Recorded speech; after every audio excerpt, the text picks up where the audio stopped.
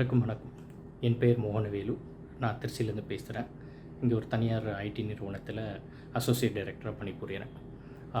நான் ஏஎல்பி பேசிக்கும் முடிச்சாச்சு. இப்போ அட்வான்ஸும் முடிச்சிட்டேன். ரொம்ப சந்தோஷமாக இருக்குது. இதில் வந்ததே நான் முதல்ல ராஜேஷ் ஐயாவுக்கு நன்றி சொல்லணும். ஏன்னா ராஜேஷ் ஐயாவோட வீடியோ பார்த்து தான் நான் ஏஎல்பின்ற இருக்கிறதே தெரிஞ்சுக்கிட்டேன். அதனால தான் நான் இதில் ஜாயினே பண்ணேன். ஏன்னா ரொம்ப ஆச்சரியமாக இருந்தது. நான் அதுக்கு ஏஎல்பி ஜாயின் பண்ணுறதுக்கு முன்னாடி நான் ஒரு கன்சல்ட்டிங்கும் பண்ணேன். ரொம்ப ரொம்ப ரொம்ப ரொம்ப ஆச்சரியமான விஷயம் என்னென்னா, அவ்வளோ துல்லியமாக கணிச்சு சொன்னாங்க. ஸோ எனக்கே ஒரு ஆர்வம் பிறந்தது. நான் உடனே ஏப்ரல் மாதம் கிளாஸில் ஜாயின் பண்ணேன். பேசிக் முடித்தேன். அதுக்கப்புறம் அட்வான்ஸும் செலக்ட் ஆகிட்டு இப்போ அட்வான்ஸும் முடித்தாச்சு. இந்த ஏஎல்பி பற்றி சொல்லணுன்னா முதல்ல இந்த கிளாஸோட கட்டமைப்பு இருக்குல்ல, அது ரொம்ப ரொம்ப ரொம்ப ரொம்ப ஒரு அருமையான விஷயம். இது ஒரு சின்ன குட்டி கதை ஒன்று சொல்லிவிட்டு சொல்கிறேன் உங்களுக்கு. அது ரொம்ப அழகாக எளிமையாக புரியும். ஒரு ஊரில் ஒரு ராஜா இருந்தாராம். அவர்கிட்ட யாருமே பாட்டு பாடி பரிசு வின் பண்ண முடியாது. காரணம் என்னென்னா, அந்த ராஜாவுக்கு ஒரு தடவை யாருன்னா பாடினாலே அது உடனே அவருக்கு மனப்பாடம் ஆகிடுமா. அந்த ஊர்லேயே அவங்களோட ராணிக்கு பார்த்திங்கன்னா 2 தடவை கேட்டால் மனப்பாடம் ஆகிடுமா. மந்திரிக்கு 3 தடவை கேட்டால் மனப்பாடம் ஆகிடுமா. ஸோ டெய்லி புலவர்கள் பாட்டு பாடும்போது ஃபஸ்ட்டு டைம் பாடினோடனே ராஜா சொல்லுறான், இந்த பாட்டு தானே, இது எனக்கு நல்லாவே தெரியுமே அப்படின்னு சொல்லிட்டு அவர் உடனே பாடிடுவாராம். அவர் பாடினோடனே 2 தடவை ஆகிடுச்சுன்னா உடனே ராணி பாடிடுவாங்க. ராணி பாடினோடனே 3 தடவை ஆகிடுச்சின்னு சொல்லிட்டு மந்திரியும் பாடிடுவார். ஸோ இப்படியே வர புலவர்களுக்கெல்லாம் எங்களுக்கே தெரியுமேன்னு அனுப்பிச்சிட்டாங்களே. இதில் நம்ம கற்றுக்கிற விஷயம் என்னென்னா, இந்த மாதிரி தான் இந்த கிளாஸ். ஒரு தடவை இல்லை, 2 தடவை இல்லை, 3 தடவை இல்லை, 4 தடவை இல்லை, எத்தனை தடவை கேட்டாலும் அழகாக ஒரே மாதிரி கொஞ்சம் கூட மாற மாட்டேங்குது. அது எப்படின்னே தெரியல, என்ன ஆச்சரியன்னே தெரியல. இந்த மாதிரி ஒரு கட்டமைப்பு நம்மளுக்கு ஸ்கூல்ஸ்லேயும் காலேஜஸ்லேயும் இருந்ததுன்னு வச்சுக்கோங்களேன், இன்னும் சூப்பராக இருக்கும். அந்த மாதிரியான ஒரு புரிதல். இப்போது நார்மலாக ஒரு ஃபிசிக்ஸ் கிளாஸோ எந்த கிளாஸோ இருந்தால் ஒரு ஃபிசிக்ஸ் டீச்சருக்கும் இன்னொரு ஃபிசிக்ஸ் டீச்சர் எடுக்கிறதுக்குமே வித்தியாசம் இருக்கும். இல்லை ஒரு மேக்ஸ் டீச்சருக்கும் இன்னொரு மேக்ஸ் டீச்சர் எடுக்கிறதுக்கும் வித்தியாசம் இருக்கும். ஆனால் இங்கே அப்படி இல்லை. உமா வெங்கட் மேடம் எடுத்தாலும் சரி, சாந்தி தேவி மேடம் எடுத்தாலும் சரி, சத்யா சார் எடுத்தாலும் சரி, இல்லை ஐயா எடுத்தாலும் சரி, எல்லோரும் ஒரே பதில், ஒரே மாதிரியான தெளிவு. அதுதான் பெரிய ஆச்சரியம். ஒரு சின்ன குழந்தைக்கு சொல்கிற மாதிரி பேஸ் போட்டு நெக்ஸ்ட்டு ஸ்டெப் என்னன்னு அழகாக புரிய வச்சுருவாங்க. நீங்கள் ஒரு ஸ்டேஜுக்கு அப்புறம் எல்லாமே மனக்கண்ணிலே வந்துடும். அதுதான் பெரிய ஆச்சரியம். அது எப்படி அது கட்டமைச்சாங்கன்றதே பெரிய ஆச்சரியமான ஒரு விஷயம்.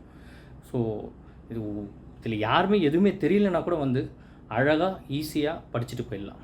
அவ்வளோ அருமையான ஒரு கட்டமைப்பு. எல்லா ஆசிரியர்களுக்கும் முதல்ல என்னோட நன்றி. ரெண்டாவது பார்த்திங்கன்னா, இந்த சாஃப்ட்வேர். நான் ஒரு மென்பொருள் சாஃப்ட்வேர் கம்பெனியில் முதல்ல ஒரு .NET டெவலப்பராக இருந்திருக்கேன். ஸோ எனக்கு ஒரு சாஃப்ட்வேர் கட்டமைப்பதுன்றது அதோட புரிதல் கொஞ்சம் அதிகமாகவே இருக்குது. அதை பார்க்கும்போது இதில் எவ்வளோ ஒரு மெனக்கடல் பண்ணி, எவ்வளோ ஒரு சிம்பிளிஃபை பண்ணி அழகாக பண்ணியிருக்காங்க. இந்த சாஃப்ட்வேரை பற்றி நாள் ஃபுல்லாக பேசிகிட்டு இருக்கலாம். அந்தளவுக்கு சாஃப்ட்வேரை மிக அருமையாக வடிவமைச்சிருக்காரு பொதுமுடி மூர்த்தி ஐயா அவர்கள். அவருக்கு பெரிய பெரிய நன்றி, கோடான நன்றி. இதுக்கப்புறம் பார்த்திங்கன்னா, இந்த கிளாஸை நம்மளுக்கு ஒரு பெரிய மாற்றத்தை உண்டு பண்ணிடுது. அது ஐயா சொல்கிற மாதிரி உணர்த்துவதும் தான். அது உணர்ந்தால் மட்டும்தான் புரியும். ஏன்னா எனக்குள்ள பெரிய மாற்றங்கள், அது எனக்கே ரொம்ப ஆச்சரியமாக இருக்குது. என்னை சுற்றி இருக்கிறவங்களும் ஆச்சரியப்படுறாங்க. சில விஷயங்களுக்கெல்லாம் நான் கோவப்படுவேன்.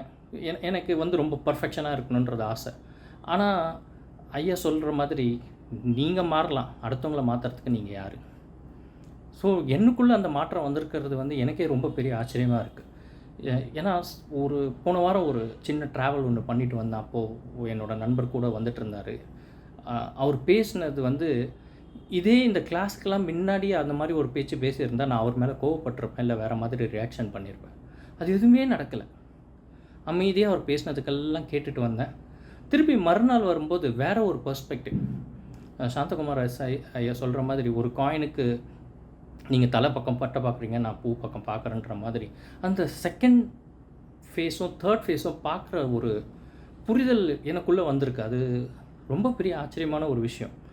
இது இந்த கிளாஸ் எனக்கு கொடுத்துருக்கு.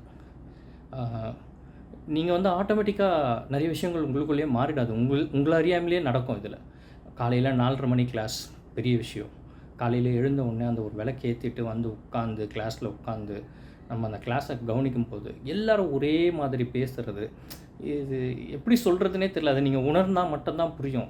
எனக்குள்ள ஒரு மாற்றம், எனக்குள்ள ஒரு சந்தோஷம் ஏற்பட்டிருக்கு. இதுக்கு இந்த கிளாஸ் தான் முக்கியமான காரணம், வேறு எதுவுமே இல்லை. எனக்கு பாரம்பரியம் ஜோசியம் தெரியாது, நான் படித்ததும் இல்லை.